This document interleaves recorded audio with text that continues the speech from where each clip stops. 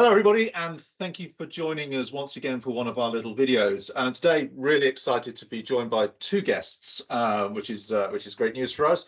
We have Paul Jacobs, who is commercial lead for the AAR, and Chris Hirst, who many of us will know, of course, from being a global CEO of Havas, but is also the author of No Bullshit Leadership. Gentlemen, thank you very much for joining us. It's great to see you here today. Thank you for having us. Yeah. No, my pleasure, my pleasure. Paul, maybe if we could start with you, for those of us who are a little less familiar with the work of the AAR, perhaps you could just talk us through your role and what the AAR does. Of course, yeah. So thank you, Paul. It's as I said, great to be here. So a brief introduction to who we are, I guess, and before we go any further. So AAR, a marketing consultancy, we sit right at the heart of the marketing industry and have done for nearly 50 years. I haven't been here that long, but that's how long the business has been around. And what makes us different, because of that experience, we sit on a phenomenal amount of knowledge, and we're kind of always on the pulse of the insight that really does drive change within the industry. We describe ourselves as experts in marketing ecosystems, and by that we very simply mean kind of the sum of your internal and external capabilities, and that's made up of your people, your platforms, your process, and your partners. And I think partners, certainly within the agency landscape, is probably where we're best known. We've kind of been at the front row seat of agency selection for many years now, and we work with about 70 brands a year through that agency selection process. And we have a very unique viewpoint that we get to sit at the intersection between both brands and agencies, and that gives us a great opportunity to listen to kind of what the marketing side needs are, what their problems are, and also allows us to know what agencies' strengths are and how best we kind of make those relationships. And yeah, we've been present when some of the sort of most game-changing creative the last sort of few decades have been bought, and they're sort of share price type creative. So and that's pretty what we're sort of best known for. I think, talking of that kind of unique viewpoint between kind of brands and agencies, that I said, that allows us to listen and try and harness that insight, and often how we harness that is through the development of new training products and services that we think could better the industry. And that's where we go back to the ecosystems, and it's kind of how we think about working with partners, and also how that helps kind of upskill your people. So using that kind of position to help develop new products, and one of which we'll talk about a bit more today. And just briefly, kind of one of the biggest themes from that insight I reference that's come up over the last year, maybe more so, a recurring theme from kind of listening is around leadership and the leadership development gap. And I think we'll spend a bit more on that today. But that recurring theme has come from a couple of different places, and one, obviously, changing working patterns through COVID and digital transformation, and the ability to sort of learn leadership through those that you're around. That's a very different landscape now. And also changing kind of working structures. So we've got people being promoted faster, the need for different roles and skill sets are bringing people through the business quicker, and they find themselves in leadership positions sooner, maybe haven't had the same experience as others. And also, we're also seeing, through commercial pressures, a lot of senior figures of the industry moving out of the industry. So there's a few factors that have driven this need to focus on leadership development, and that's pretty much kind of why we're here today. So hopefully that's a decent setup for you, Paul.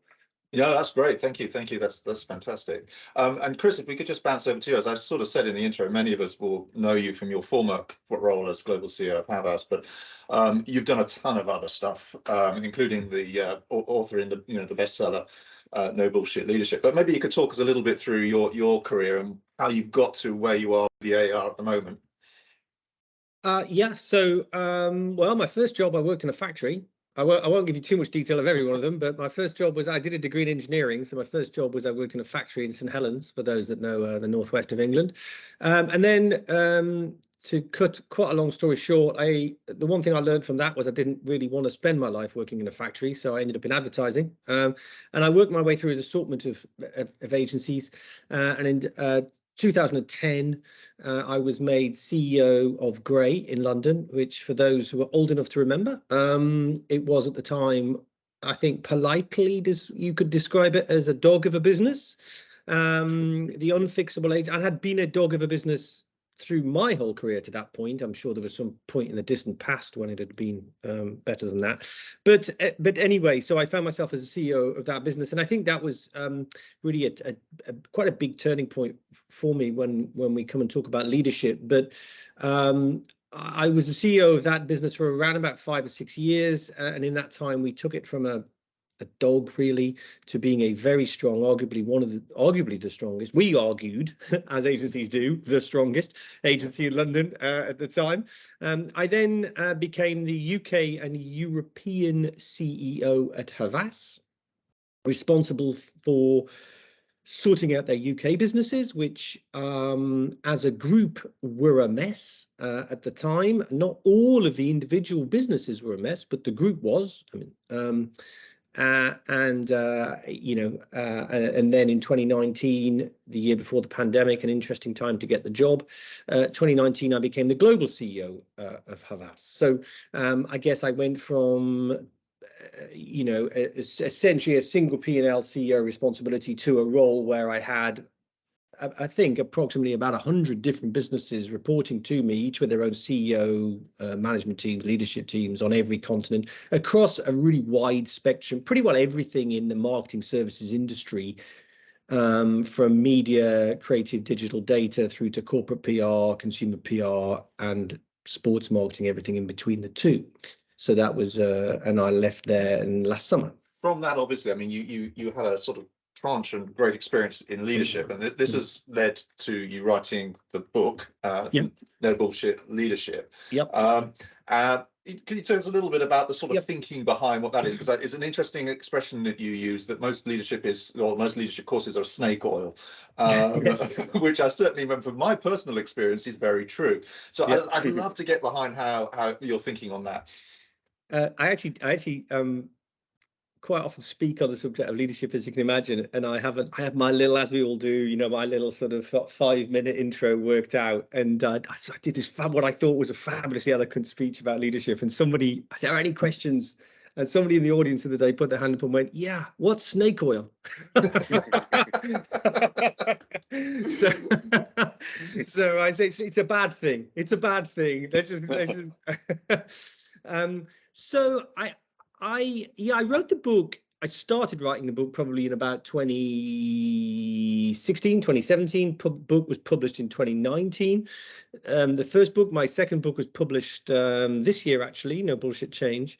And I think when I look at leadership, and I look back at my first, what you'd recognize as a conventional leadership role, a CEO role, what I realized was that, frankly, I'd certainly never had any leadership training, and I really had no great developed view on what leadership.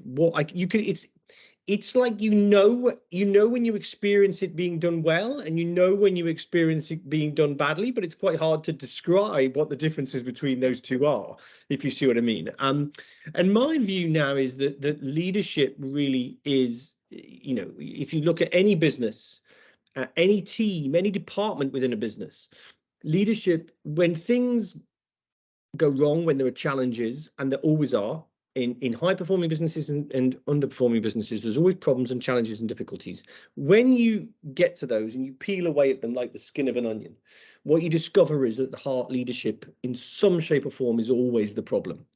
And the only solution is better leadership.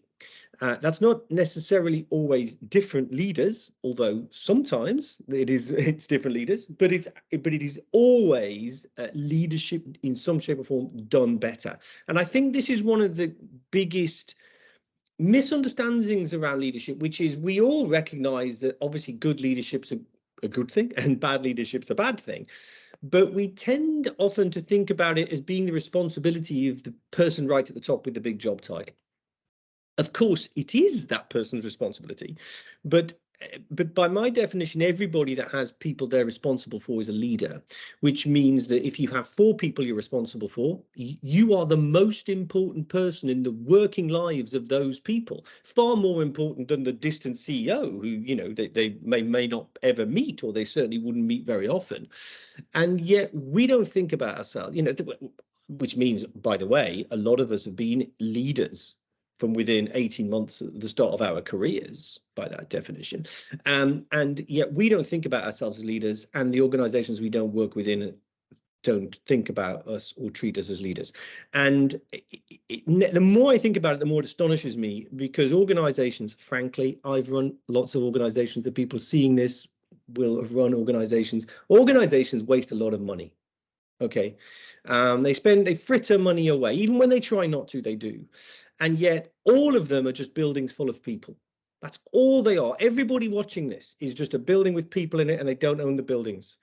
And if those organizations could improve the understanding of everybody within them about what leadership is, how it's done well, how it's done badly, and the simple non-snake oil things they could do to make to do it better, it would be the greatest accelerant for that business's success. That is my passionate belief.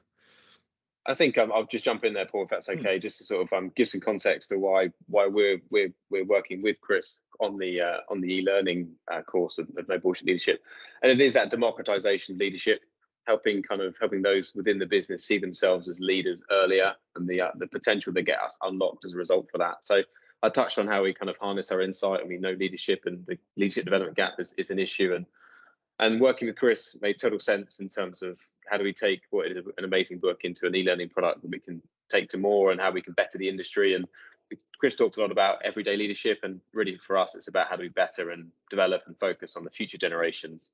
And if we do nothing else by helping people see themselves as leaders earlier, then that would be a huge success.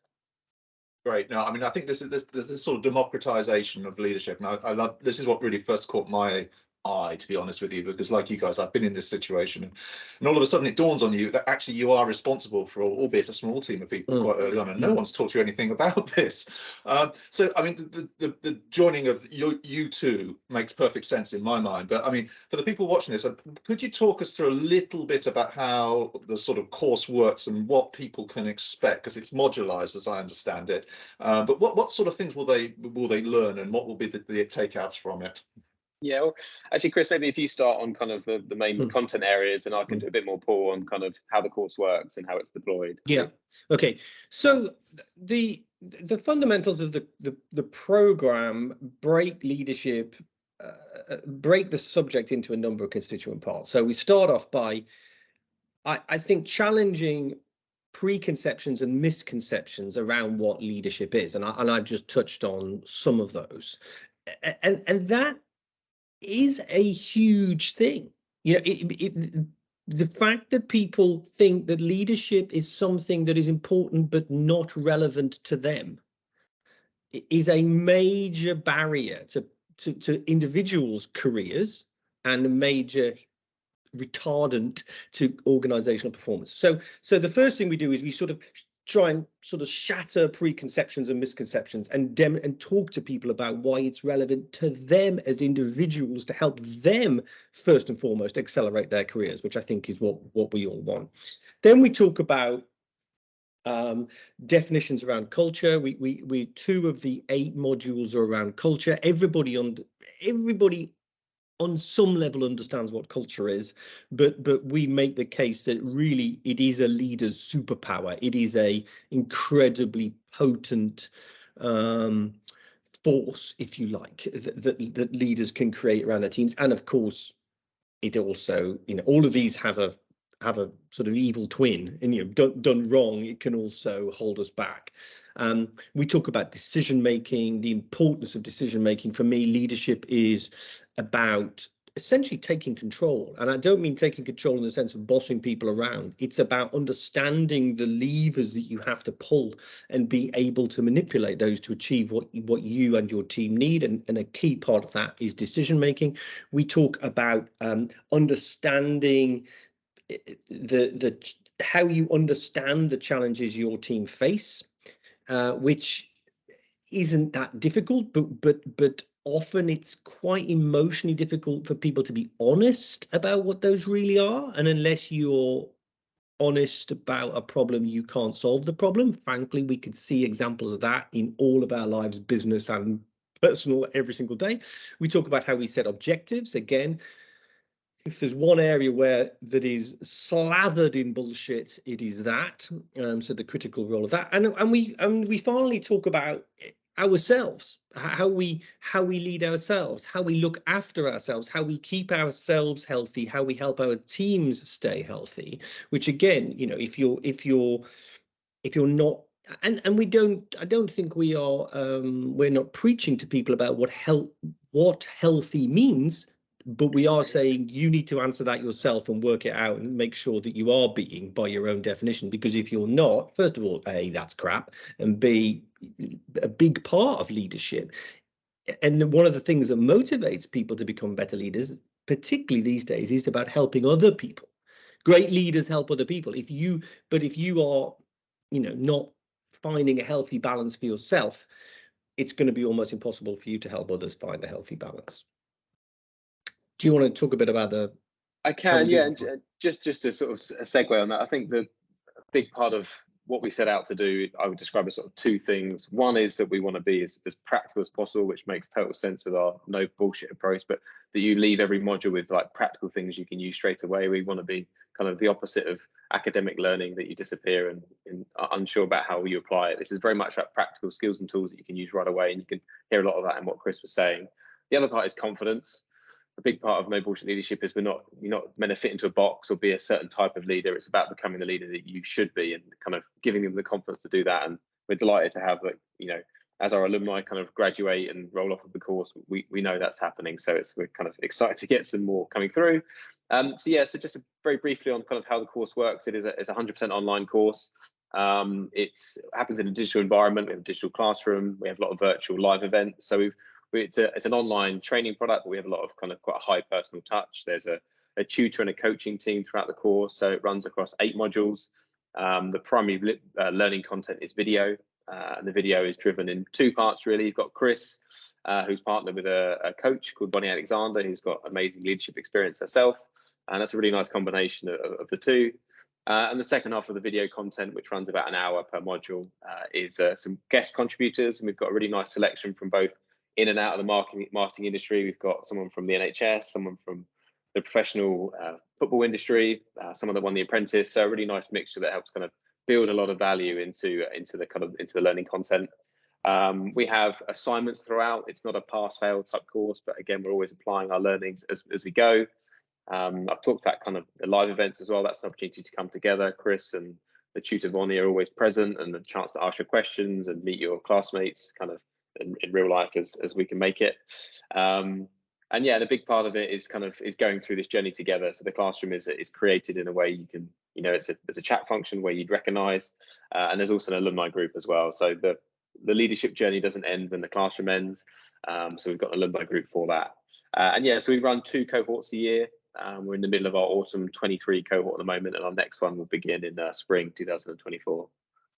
Great, thank you. I think again, part of the interest from sort of the mission point of view and the mission partners especially, of course, is that we are by our very nature a sort of disparate group geographically, because we are. So there is the ability to tap into this online and even join in the conversations at particular times, time zone permitting, makes a lot of sense for our group. I'm thinking though, I mean, for any of the CEOs watching this of the partner agencies, who should they really be thinking about sending on this course? I mean, is there a sort of entry level that they need to think about upwards? What would you guys say? So yeah, I mean, it's easy for us to say this and we try and resist, but there's definitely value to be kind of had throughout the business, and we're seeing that already. But to give you a decent answer, Paul, we think it's those that are kind of, we'd sort of loosely describe maybe sort of the upper middle of the business. Yeah. A lot of conversations we have around No Bullshit, particularly the e-learning program, comes back to sort of succession planning, and it tallies with that kind of leadership development gap we've talked about. But those are the bit of the business that kind of, will be, their next move probably will be moving on to the SLT, and you think there's an opportunity for developing what is probably someone who's very, very capable at their day job. But as that movement through the agency, we often say your billability comes down, and what replaces that is leadership, whether that's business strategy or culture or whatever that might, leading teams and developing teams. So we think that's where probably the sweet spot is. I will caveat and say we've had CEOs come through the course and had huge benefit from it on a kind of not just an affirmation experience, but to learn new things. I think the most junior probably we've had is around sort of senior account manager, I think. But those are, it's about, for us, it's about the future generation of leaders. That's the kind of best way to describe it. And I would just say as well, we run mixed cohorts, so that's on purpose. We don't necessarily play God on who's in there. So we really want to have diversity and thought and opinion, and allow people to learn from other people. We have obviously lots of agencies going through it, but also we have other industries. We've got engineering people going through it. We've got people from the entertainment industry. So these classroom environments are a great place to learn, not just from the content, but from others. Yeah, no, that sounds great. I'm a big fan of mixed learning, and you learn a lot of other people as you're going through it. I mean, if obviously we're going to put this video up on the Mission Hub's YouTube channel, but if anybody wants to learn more about the course, is there somewhere specific beyond that they should go and they can find a reference? Of course, yes. So as I understand it, there'll be the Mission Hub will have plenty of information on it as well, which will link through to us as well. So we've got a website, which is the best place to go, which is elearning.aargroup.co.uk. Hopefully we'll put that in the notes if I've maybe got that wrong. But nevertheless, that's the best place to go. AR Group also has a LinkedIn channel which talks a lot about the course, but the website is the best place to go to find all the content you have on the course. And as I said, through your help, Paul, the Mission Hub will be able to direct people to that as well. Right. And Chris, of course, if anyone wants to buy your books, I assume they're all available on Amazon and at good bookstores. They are available on Amazon, on Spotify now, Audible, Kindle, wherever you like. Any decent airport. Any decent airport. And actually, if people are interested in just understanding, more about the subject of leadership generally, they can go to my website, chris-hirst.com, which is also links, of course, to the e-learning page as well. We do also, it's worth saying, Paul, have an in-person training product, which we've run with a number of agency leadership teams as well, which is a sort of an it's an in-person version of the No Bullshit leadership training program, which if we know that the differences between online and in person, but particularly with teams that face, as we know, leadership teams do, agency leadership teams want to refresh their thinking, face particular challenges, just want to raise their game. That's a great product, and we've got very experienced training professionals that run those products for us as well. So, yeah, right. And people can reach you directly, talk about that if they're interested. Reach us direct, either through me or through Paul. I mean, we do that in conjunction with the AAR as well. So whichever works. Of course, Great. yeah. We'll make sure we kind of add any contact details, Paul. We're very happy to talk to people about the course, and any questions, whether it's someone from an individual perspective or someone looking to put a team or a group through it. We're very happy to talk. Yep. Thank you, gentlemen. I personally have bought into it. I think it's a fantastic course. I love the structure, and I also think actually as an issue, it's something that our industry really does need to address from top to bottom. But for now, we're out of time. Thank you so much. It's been great talking with you, and hopefully join the course people out there. Give us a call. We look forward to it. Thank you, guys. Thanks, Paul. Thank you, Paul. Yeah, much appreciated. Thanks, Paul.